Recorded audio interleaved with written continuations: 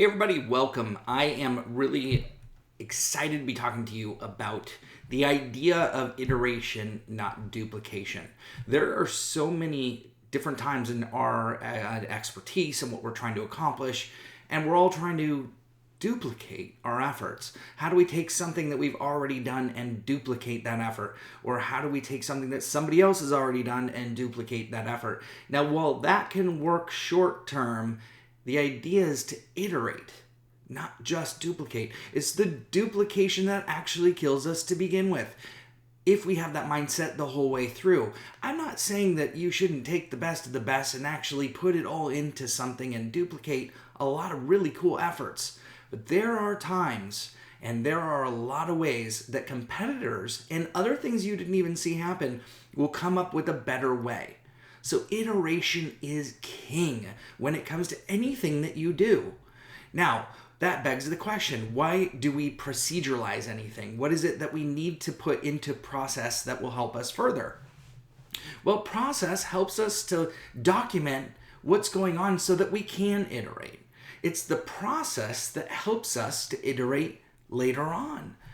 Now, you have to start somewhere. There is no perfect. Perfect doesn't exist. But if you wanted to start somewhere and you're afraid to start because you're thinking too far forward into how am I going to get all that done, that's the beauty of iteration. You can do all that later. Right now, it's important for you to get something out, to get something done, because then you can iterate as you go using a process.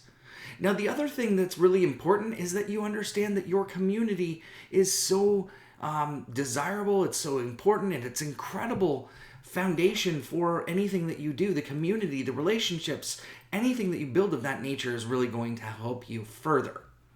But it's also important that you look outside of your current community. Yes, the current community matters, but those people that are doing things, that are iterating, that are learning to really build themselves, maybe their personal brands or other technologies, they can bring so much more to your current community.